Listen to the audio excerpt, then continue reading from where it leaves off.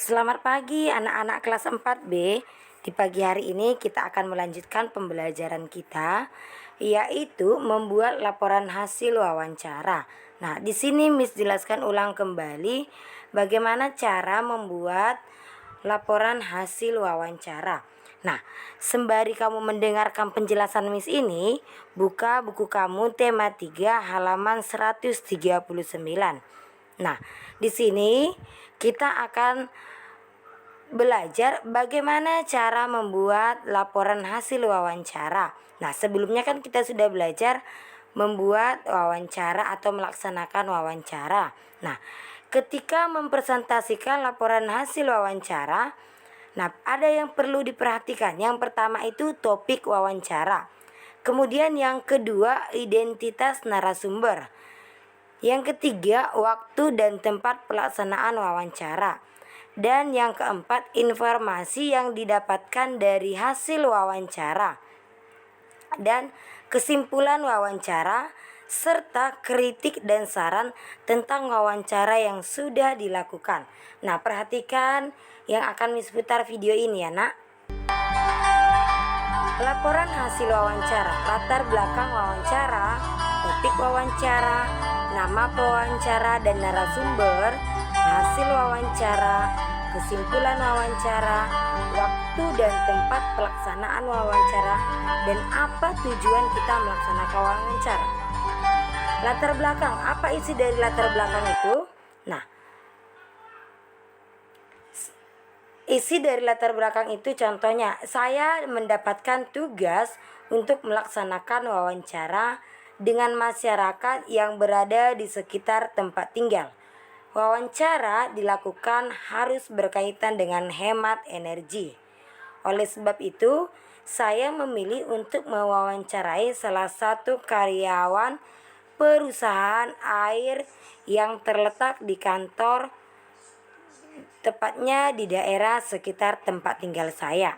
Nah, tujuannya untuk apa? Wawancara ini dilakukan dengan tujuan untuk menggali informasi kegiatan hemat air. Nah, dari latar belakang itu kita memiliki tujuan untuk apa kita melaksanakan wawancara. Kemudian topik wawancara itu hemat air.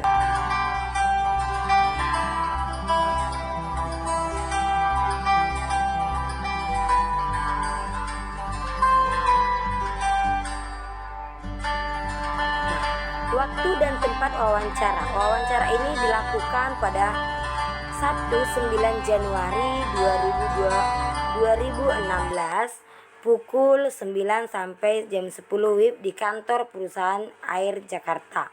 Nah, jadi dalam waktu ini juga kita tuliskan hari apa kita melakukan wawancara, tanggalnya dan tahunnya, serta jam atau pukul berapa dan tempatnya ya, Nak ya.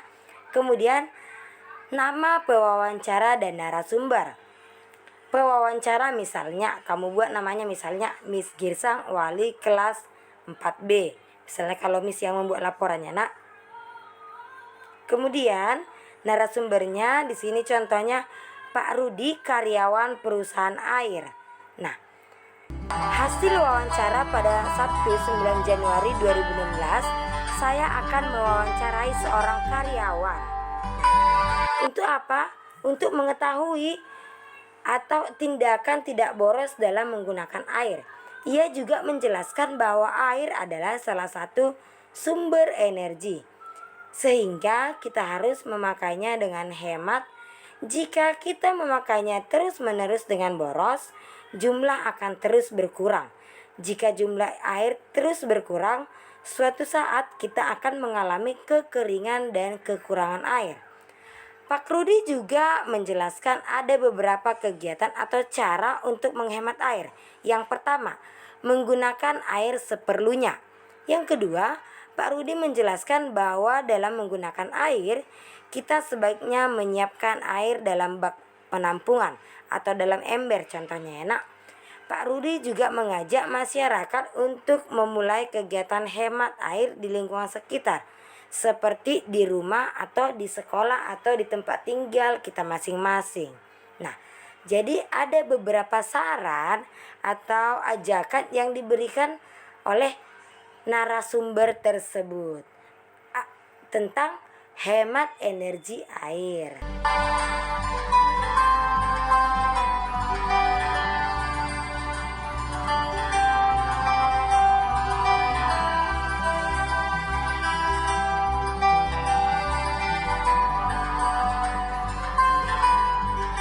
Nah, kesimpulannya dari wawancara yang dilakukan Pak Rudi di Jakarta pada Sabtu 9 Januari 2016 pukul 9 ini, saya mendapatkan banyak informasi mengenai kegiatan hemat air. Sebagai seorang karyawan perusahaan air di Jakarta, Pak Rudi menjelaskan beberapa kegiatan untuk menghemat air. Nah, ada tadi 3 itu ya, karena kegiatan yang pertama menggunakan air seperlunya, yang kedua menggunakan bak mandi untuk menampung air, dan yang ketiga untuk menghemat air, penggunaan air di tempat-tempat kita, misalnya di rumah, di sekolah, dan di tempat tinggal kita masing-masing. Nah, itulah kesimpulan yang didapatkan oleh pewawancara. Nah, kesimpulan ini dirangkum oleh pewawancara atas hasil yang diberikan oleh narasumber ya nak ya. Nah, jadi kamu catat. Sebelumnya kan kamu sudah menyiapkan pertanyaan, lalu kamu tanyakanlah narasumber.